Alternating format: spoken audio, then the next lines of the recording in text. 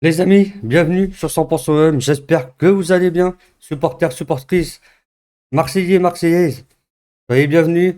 Supporters et supportrices des autres clubs, vous êtes également les bienvenus, toujours à condition de montrer du respect et de la bienveillance, que ça soit envers moi-même ou la communauté, dans l'espace commentaire ou ailleurs. Avant de commencer cette vidéo, n'hésitez pas à vous abonner, ça donne de la force à la chaîne, ça donne de la visibilité à la chaîne, surtout si vous commentez la vidéo et que vous la likez un maximum, les amis. Ceci étant dit, on va pouvoir passer à l'actu OM.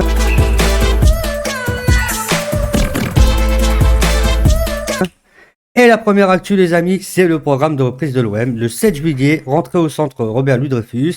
Le 10 juillet, début de session avec ballon sous la houlette de Roberto De Zerbi.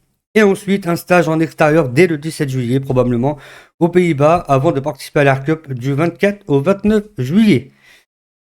Voilà pour cette première actu. Ensuite, les amis, on peut voir que l'OM a misé sur deux jeunes joueurs qui évolueront avec la réserve. On parle de Fodé Camara, à gauche, 18 ans, défenseur central et international U18 français, arrive en provenance de Saint-Etienne.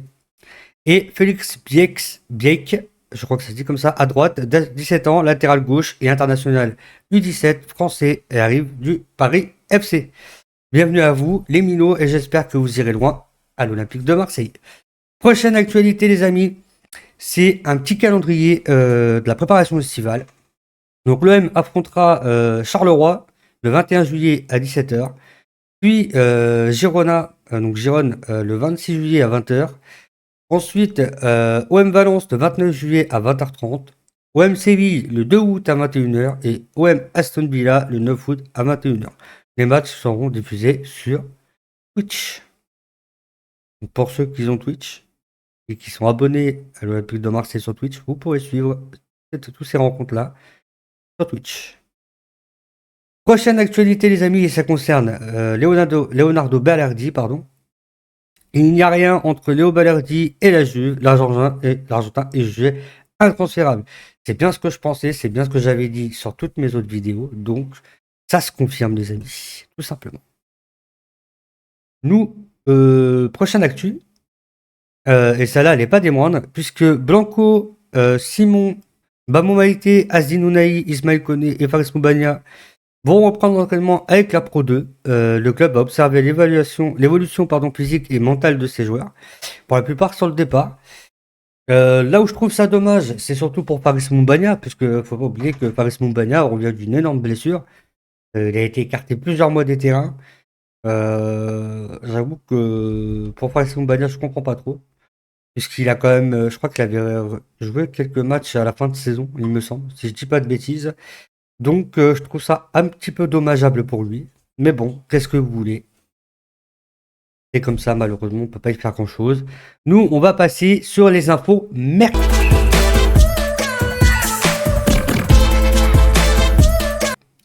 Et la première info mercato, l'OM sera intéressé par le profil de Jackson Tchatchoua, 23 ans, latéral droit de Hellas Vérone.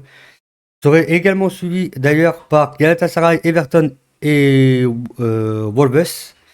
Je ne connais pas ce joueur. On en revient encore à ce que je vous disais l'autre fois dans les vidéos. La proposition que je vous avais soumise de faire une analyse complète des joueurs par lesquels sera intéressé l'OM et les joueurs qui arriveraient officiellement à l'OM. Donc toujours, dites-moi dans les commentaires si ça vous ferait kiffer que je fasse ce genre de vidéo. N'hésitez pas à me mettre dans les commentaires, c'est très important que je sache votre avis. Et la prochaine info mercato, elle concerne du coup Endrick du Real de Madrid. Et le Real Madrid serait prêt à le laisser partir en prêt.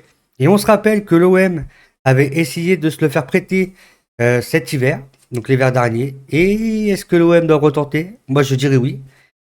Pourquoi pas après d'Endrick. Franchement, ça serait top. Maintenant, à voir si l'OM serait prêt à retenter le coup de se le faire prêter. On sait pas, on verra bien. Et la prochaine info mercato concerne Ndika. Le deal connaît Ndika sans lice.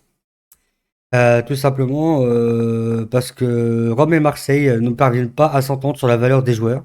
Malgré les discussions récentes, le dossier reste ouvert. Donc, à voir par la suite. Peut-être que ça va se décanter dans les prochains jours, les prochaines semaines. Je ne sais pas. Nous verrons bien.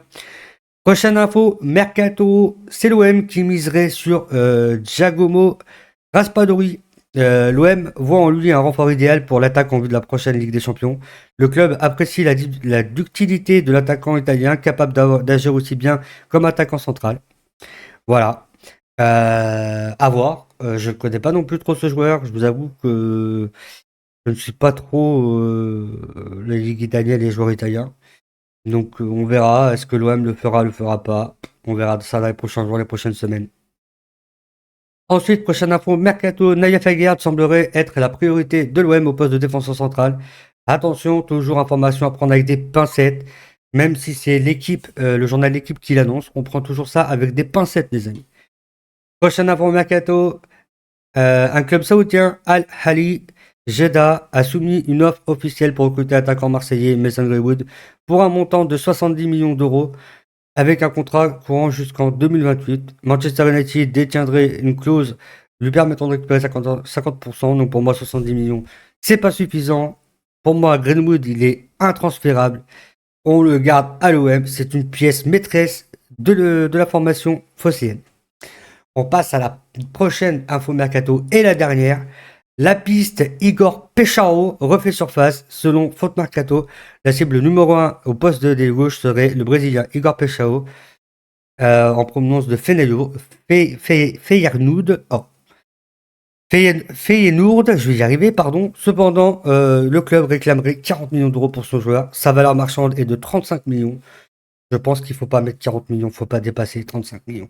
Même si ce joueur est très très bon, c'est très très fort, les amis. Franchement, si l'OM arrive à le faire, c'est un très beau coup de l'Olympique de Marseille.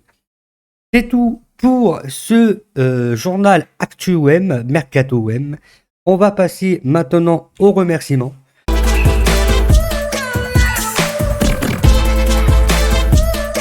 Voilà, donc je vous remercie d'avoir suivi cette vidéo. N'hésitez pas à liker, à partager et à commenter un maximum, les amis. C'est très important, ça donne de la force à la chaîne. C'était 100% OM. On se retrouve très vite pour une prochaine vidéo. Prenez soin de vous et allez l'OM, la famille.